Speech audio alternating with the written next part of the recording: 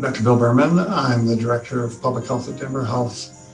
And the overall COVID situation in Denver remains stable. Case rates are stable at about 100 cases per day. That's been stable for a couple of weeks. The percent of tests is about 2.6%. Again, that's well within the goal of less than 5%. So I think a variety of things say the COVID epidemic is stable. We passed another milestone just in this past 24 hours of more than 150,000 Denver residents have now had at least a first dose of one of the vaccines. So also that's an accomplishment. That's 25% of the adult population. So we still have work to do, but that's another notable accomplishment. And I particularly raise it because vaccine is going to become much more available. The governor has told us, the president has told us that vaccine supplies are going to increase substantially. That's great news. And then by the middle of April, the governor says we'll open up to all adults.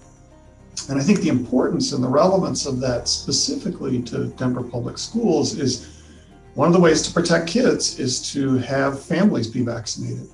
So to the extent that DPS and others can help us get out the word of the importance, the safety, the effectiveness of vaccine and get our families vaccinated. It's just another way to protect our students.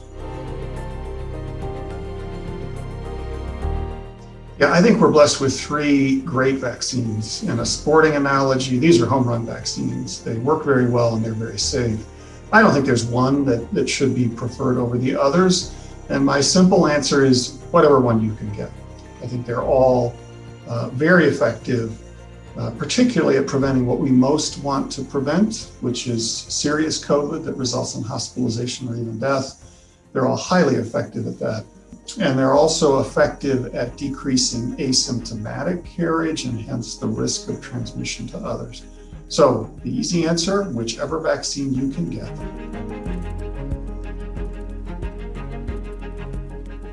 I think as the evidence comes out, it just becomes increasingly evident just how important in-person learning is for all age students, but particularly for elementary school students. Being able to do distance learning, remote learning over a computer isn't easy for anyone. It's particularly difficult for a young child who may not be able to read yet, may not understand what it means to try to do distance learning.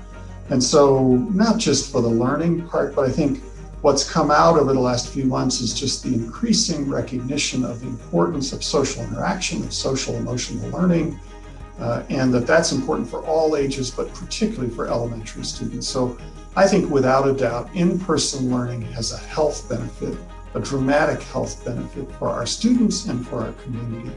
And so that's why I say it's such an accomplishment that DPS has been back in session with full in-person learning for elementary students whose families want them to have that kind of education for more than 2 months and doing very well. It's a great accomplishment.